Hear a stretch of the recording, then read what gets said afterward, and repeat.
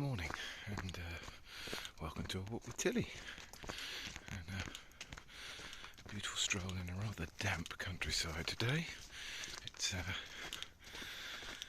rain is here, it appears, but it's still quite mild, so very pleasant nonetheless. Okay, so this morning I've seen the news, and it appears that Mr. Hunt has decided that it's tax rises for everybody, and cuts to government spending and therefore government services. Now, these are largely a result, despite the rhetoric.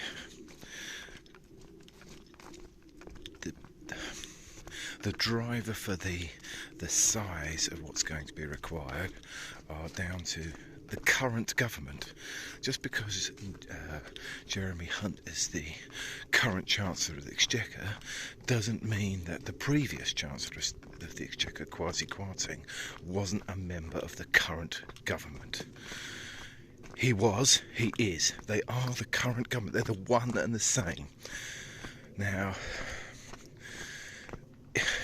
I don't understand quite how they've managed to achieve it with the degree of success they have of pretending that just because it was somebody different in the post a few weeks ago, they're not a different government. They're the same group of individuals. And the consequences of the actions of this government, bear in mind they have been in office for 12 years, are why people are going to be expected to put up with reduced public services that the vast majority of us rely on. Let's be under no illusion, 93% of the UK population require the education service that is paid for by their tax and the government, through the medium of the government, to educate their children. And I would suggest probably an even greater percentage that require the health service supplied by the NHS through all of our tax contributions. So these things are inevitably going to come under sustained financial pressure, along with all the other myriad of government services for which ordinary people, and when I say ordinary people, I don't just mean, 90% of the population will require just to function, probably up into the late 90%.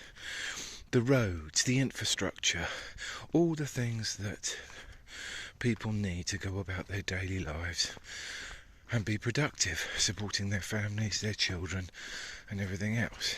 Now, those things require paying for, so there is going to be increases in taxation required, because obviously the economy is shrinking, has shrunk, and will continue to do so through the actions of the governing party, which has been in power for 12 years. After 12 years, you can't keep blaming the previous administration. You can blame them, but it's ridiculous. You can take the action that is required to alter the course to mean that the actions you are taking, you are responsible for. This is how they do it. It's complicated to even say, let alone actually explain with any degree of simplicity or simple understanding. But essentially, the actions the governments take over a period of time add up to the actions that are required to be taken going forward if you want to carry out a policy. Essentially, there are a few factors. There are a few factors that are involved in this, but the actions that are being taken are a direct result of the actions they have taken in previous decisions.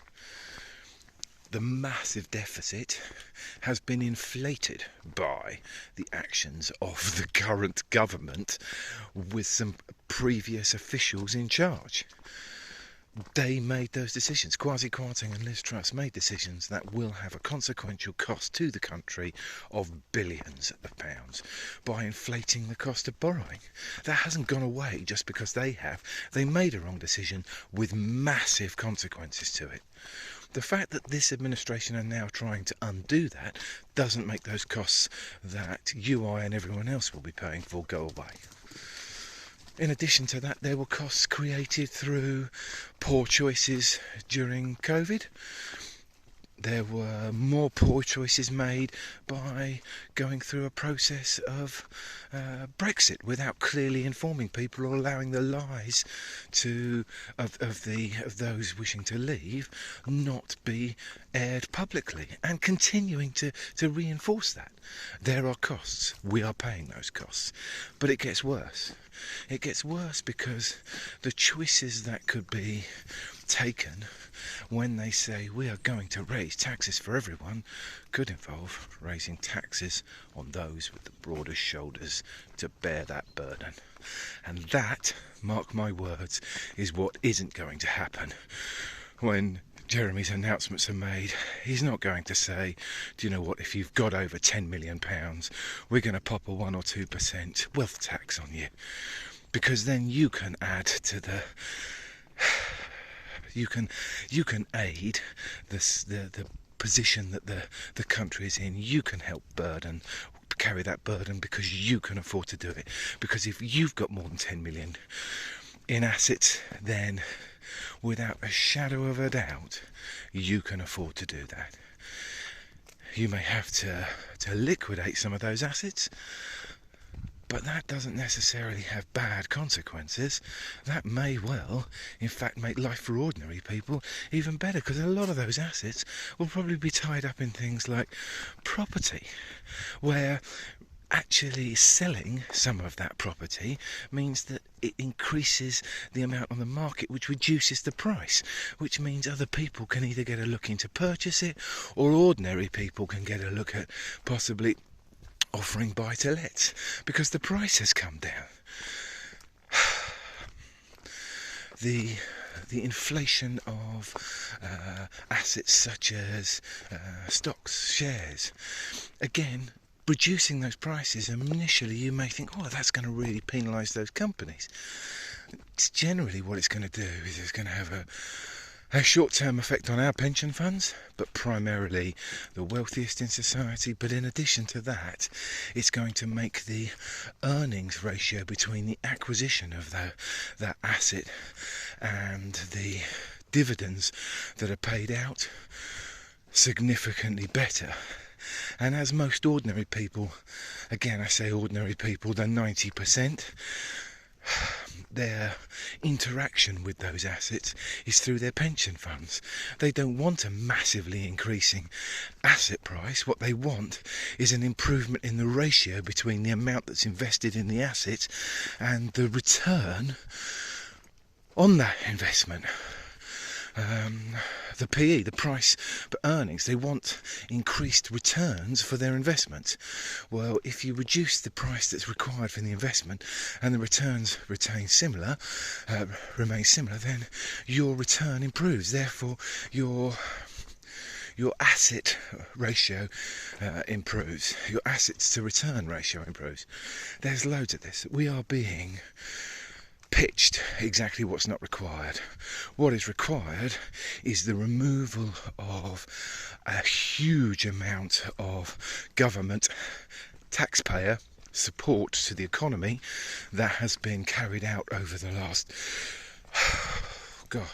10 to 12 years, and the majority of it has ended up in the hands of a very tiny minority. When I don't think we're even really talking the 1%, because 1% only takes you up to assets of about 3 million. We're talking the 0.1%, the 0.05% of society that have absolutely made out like bandits.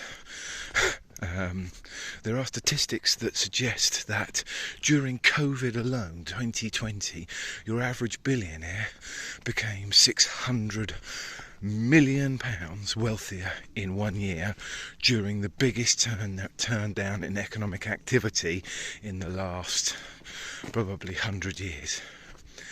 If that's not flagging up to you the problem, I don't really understand what will. It's a bit like the extraction companies for fossil fuels during a crisis of supply of fossil fuels have increased their profits by billions and billions and billions. I mean, Shell is talking about making 28 billion as one company alone out of no increased investment, no increased efficiency, no increased development really at all.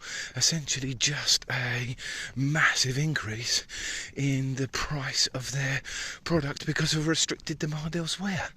It's not even speculation. They already had the stuff in place. If that's not an example of a good place to put a windfall tax, there isn't one.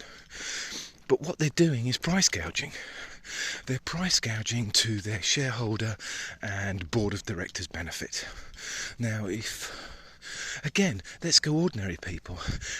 Possibly you can recall at the beginning of COVID, people were buying hand gel and toilet roll and then selling it at vastly inflated profits. What they were doing was price gouging. But because they were not the head of a huge corporation, they were just ordinary people taking advantage of a situation, they were utterly crucified for doing it. One rule for the rich, and one rule for the rest, it appears. And by rich, I don't mean those people who are wealthy, who through endeavour and hard work, I mean the kind of people who, like the Duke of Westminster, inherit £9 billion and pay 0 in inheritance tax. The same could be said of the current King of England. I don't think he's likely to be paying too much inheritance tax on the receipt of his enormous estate. Yet your granny down the road, who dies and passes down the council flat in Romford that she's worked her whole life to own, and it's worth about £500,000, will pay 40% on everything over 300 grand. Or you will, because let's be honest, it comes out of the estate, but the dead aren't paying tax. The recipients of that are ordinary people. If it doesn't change, there are going to be consequences that are truly hideous, because this is when strongman leaders get elected, when people promising streets paved with gold at the expense of their selected scapegoat, and it very rarely is the wealthy come to power. The wealthy and influential usually manage to jump on board of whatever the next ship that is sailing are involved with, and then avoid the persecution, and it's usually a minority or someone who has no influence. A bit like Alexei Sayle saying the last previous Conservative government decided that a library in Walsall were responsible for the financial collapse of imprudent bankers. So that was what they removed. It's not right. Anyway. Those are my ponderances on the subject. Feel free to interject with your own in the comment section. Bye for now from oh, look at that, a bit of watery sunshine. Wonderful.